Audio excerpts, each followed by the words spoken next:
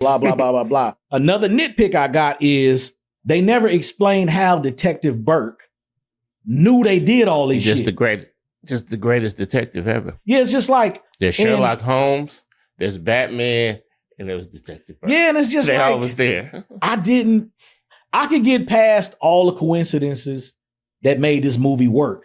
I can't, as for the life of me as a filmmaker, figure out why they didn't explain how Detective Burke knew about all these crimes and who did them in a city with 5 million people in it. He just was wily, as they describe. You got GDs and vice lords killing each other, but you know about all these crimes these two dudes are doing. Well, he was an older detective. He wasn't older. He was getting ready to retire. So he was wiser. He was wiser. Like I said, there's Sherlock Holmes, there's Batman, and then there was him. When I was watching this, man, it just kind of I started getting a headache over trying to figure this out. Disbelief. It was just like, so here's the thing. I felt like they had enough time and resources, even the 70s, to explain how he knew they were doing this stuff. I feel like they could have explained it. To that, right? Like growing up in the Black household, everybody's seen these movies, right? Yes. Everybody saw the trilogy, right? Yes. But there's a reason why Uptown Saturday Night and Let's Do It Again are the ones that people really watch more, and they don't necessarily watch A Piece of the Action as much, because A Piece of the Action took more time to develop the backstory, even though they didn't really develop Detective Burke's backstory, showing Manny and showing all them in these crimes, showing them kicking it with their ladies and this and that. People say it's slower. Right. And it was. Because unfortunately, sometimes with our particular community, if ain't nobody getting hit upside the head immediately, or if it don't come in with a bang and it takes any time for pacing or development of characters, people will say it's slow. It's this and that, right? So I think maybe due to pacing and timing, they had already took so much time on Bill's and Sydney's backstories that they just Detective Burke has superpowers. Yeah. We just jump right in. I just did not like that part of the story. It's like, remember I said my favorite hood movie was Fresh. Yeah, Fresh. I also love Paid in Full. Right. But people will say, it was slow. It kind of dragged. Like, no, they were developing the story. Yeah, developing the charters. So I think the characters are. I'm assuming that maybe they sacrificed some of Detective Burke's backstory. Oh, they definitely did. In order to move the movie along, to not lose the audience. They definitely spent this how I feel about, as a filmmaker and as a grown person watching this now, I definitely feel like they spent too much time on the kids, and they could have dedicated some of that time to Detective Burke's backstory. Because when they started dealing with the kids, there were some long ass scenes with those kids, bro. Yeah.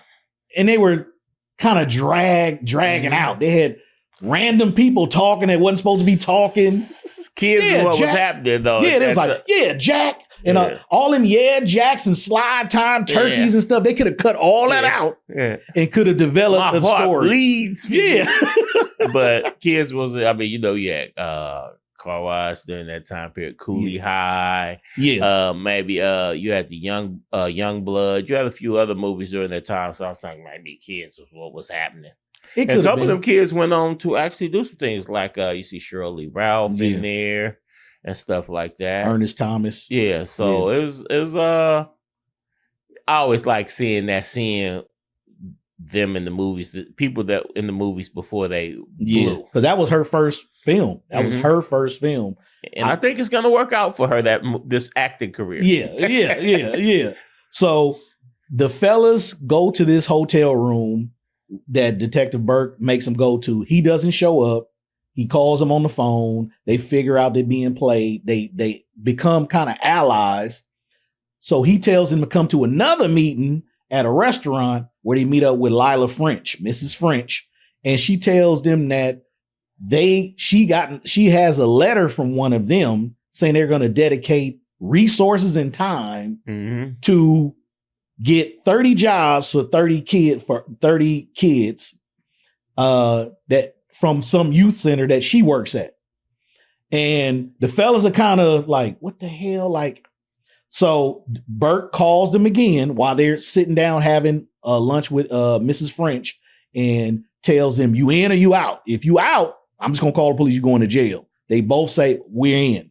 Mm-hmm. But at that point, they become vigilant on finding out who Detective Burke is. They're going to turn these tables. Because they're going to turn the table. Because like Bill Cosby said, there ain't no way I can get up at 9 a.m. for the next 3 weeks. That's not happening. Yeah, it's just out of when she said 9 a.m., it was like 9 a.m. They was like, they ain't never heard of 9 a.m. Yeah, po Bill. And I understand, because there was a time in my life that if I was up early like that, then that meant I was just getting in at that time. Right. Oh, now I'm up and at my 9 a.m. I'm at my desk already. I remember a quote from Louis Armstrong where he said he's never heard of 4 p.m. He don't know what the fuck 4 p.m. is. Because, them jazz dudes, they go all night long. They getting home at 4 a.m. Yeah. 4 p.m. they sleeping. Yeah.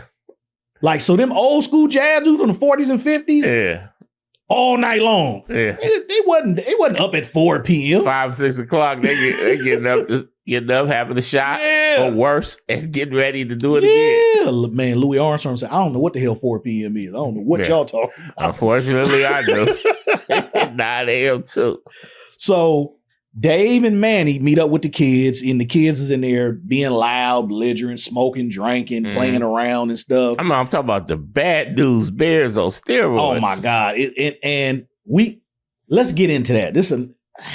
I love this movie so much, but it's too many flaws in it where I can't just go gloss over it. 1977, Cheryl Lee Ralph, supposed to be a teenager in this. She's 21 years old in reality. Yeah. Ernest Lee Thomas, Roger, for what's happening, is 28 years old. Yeah. But 2 years later, he was still playing a teenager. We're going to let him cook. Maybe you can explain to me, why couldn't Hollywood find teenage actors back then? Because a lot of movies was like this. A lot of those teenagers in the 70s was really grown-ass people. They just looked very young. So why do you think that Hollywood just didn't get teenage actors? Well, one, we all looked older back then. And look at Lionel Richie. Lionel Richie 10 years ago looked younger than he did when he was with the Commodores. That's true. So, so it was hard to tell.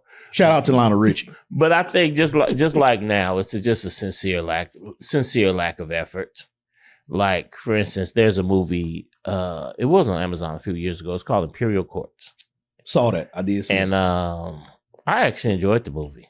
And but a friend of mine said, you got the Watts Playhouse, you got all these in South Central. They didn't have to go get a cat from England. Yes. It was the dude from England. Play a dude in Watts. They Hollywood